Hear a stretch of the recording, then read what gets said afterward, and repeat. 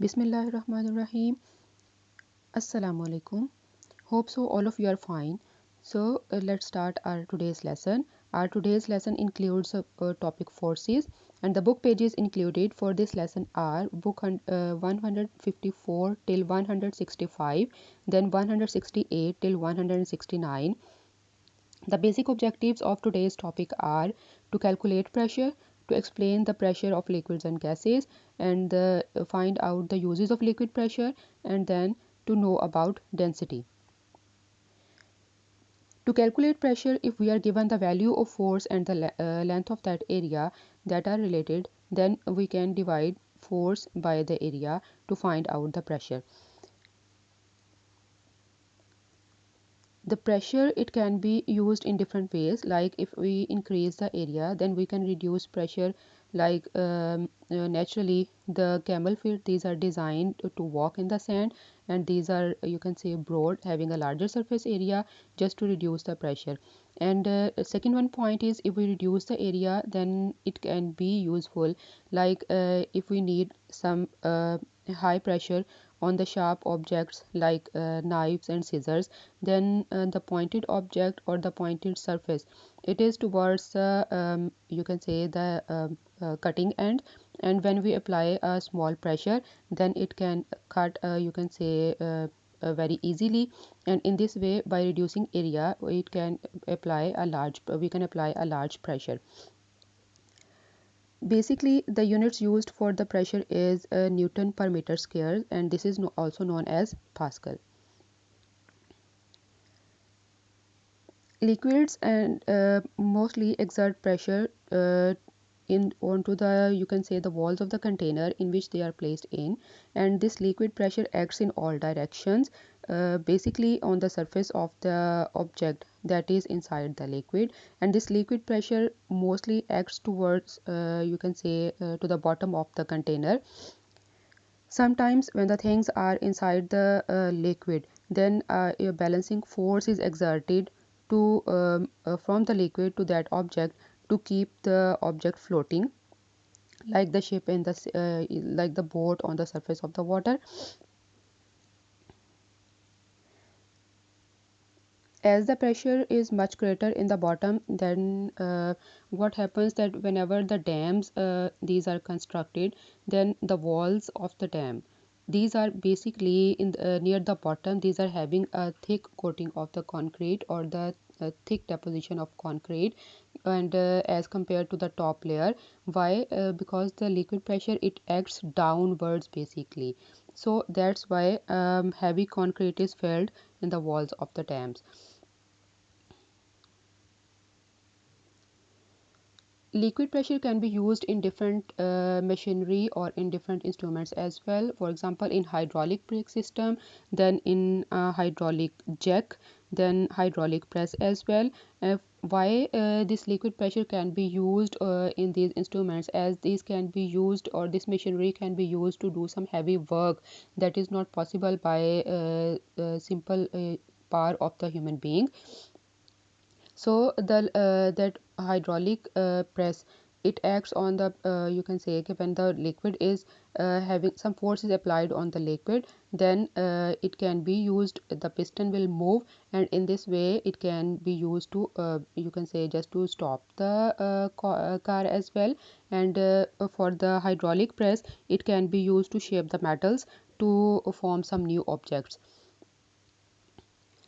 Pressure of gases, whenever the gases, these are, you can say, placed in a container, these exert pressure on the walls of that container, and gases are such a state of matter in which the particles are not in a proper, you can say, having interactive forces amongst them.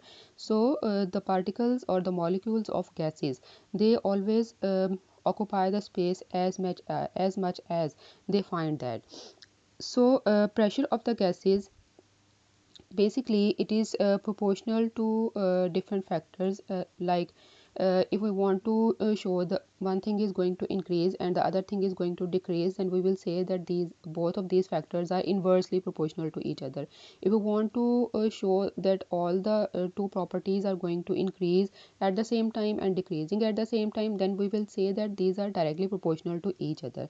Gas pressure and the volume of the volume, these are, you can say, inversely proportional to each other. As we decrease the volume, the pressure of the gas will increase, and this can be explained by using this one graph. Then temperature of gas and its volume, these are directly proportional to each other. As we increase the temperature of the gas, then the volume automatically increases, and as we decrease the temperature of the gas, then the volume of the gas also decreases, and this can be represented by a straight line on the graph. Then comes the atmospheric pressure. This is basically a pressure that is exerted by air on our body, but we don't feel that. Why we don't feel that? The basic reason is that the liquid and some gases are present inside our body, and those liquid and gases, these exert an outward pressure as well. So both of these, that is the outer pressure and the inner pressure of our body, balance the effect of each other. That's why we don't feel so much pressure.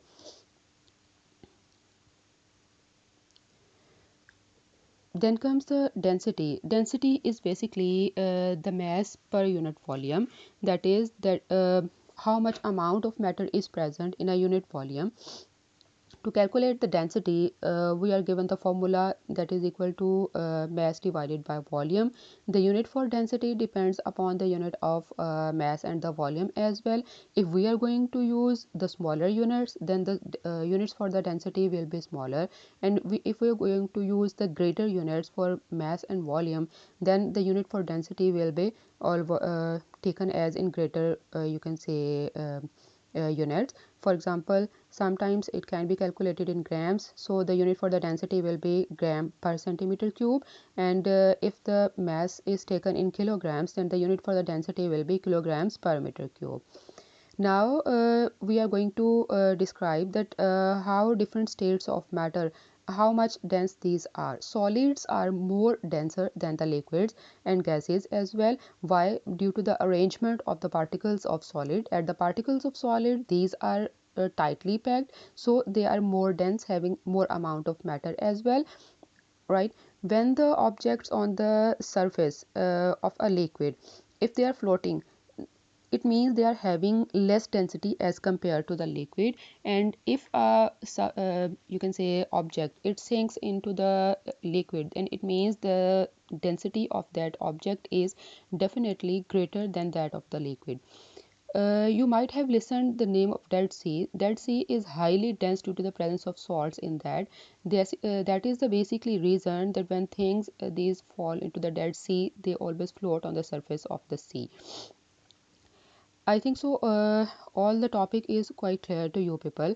Now I have planned some classwork and the homework as well. In the classwork, there are some short questions, and you will do these short questions in your notebook. And for the homework, you are supposed to complete question number 1 and 2 on book page number 182. So I think so. It's all clear to all of you. Allah Hafiz.